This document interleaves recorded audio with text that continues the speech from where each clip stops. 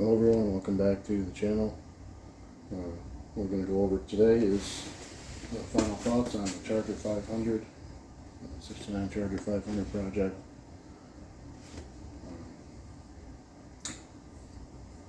Overall, this was a pretty decent kit to build. Probably one of the most challenging parts of the build came when I tried to put the headers on and attach the headers to both the block and the exhaust system out the back of the car. The second owner of this car, when I bought it, it was pre-painted, which was quite a help during the build process. The person I bought it from used the light green, which you see on it, which I was very happy with.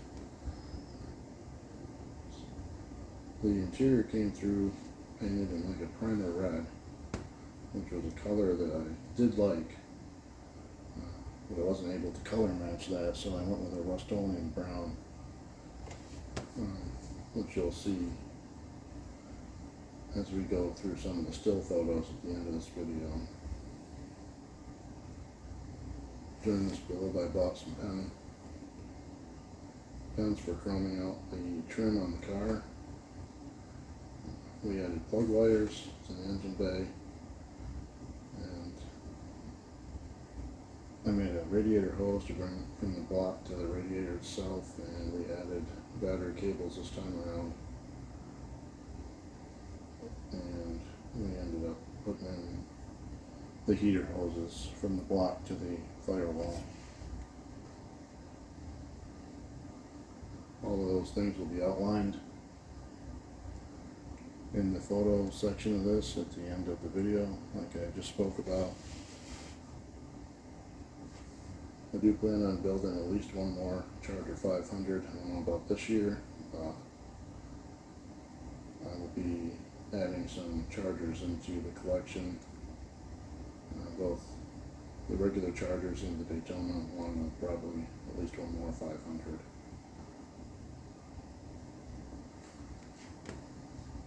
So the reason for the production car, the Dodge Charger 500, was produced in just 1969. The name Dodge Charger 500 was basically out of necessity because Dodge was not doing well in the NASCAR circuit during the 1968 year with their second generation Dodge Charger, where they actually only won 4 out of the 49 scheduled races that NASCAR had planned for their circuit that particular year. Therefore, in 1969, they took 500 of the Dodge Charger units, sent them to a place called Creative Industries in East Point, Michigan, and they did the customizations of the car, and that's the reason for the Dodge Charger 500 name, is because it required 500 units to qualify to be used in the NASCAR field.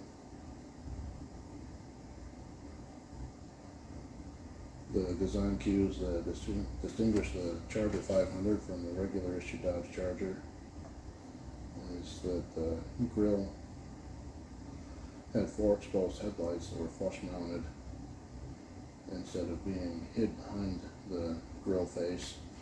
It didn't come through with the split in the grille. It actually borrowed the 1968 Dodge Coronet grille to get the job done. Dodge also took out or got rid of the tunnel back in the rear window, with a more traditional style fastback. The reason for that was the tunnel back created a vacuum at higher rates of speed and reduced the Dodge Charger on the NASCAR tracks from roughly 2 to 3 miles per hour.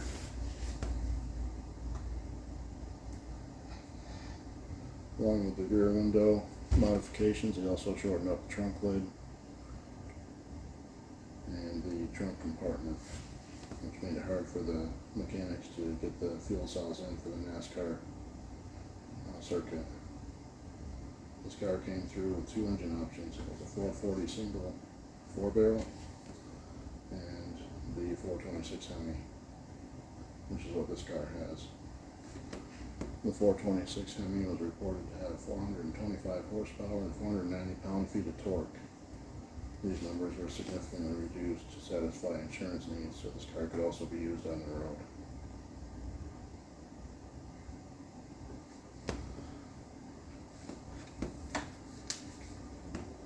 Overall, it's a fun build, pretty happy with it. Thanks for following along. There'll be some photos here at the end of the video. And until we see each other again, everybody out there stay blessed and be safe.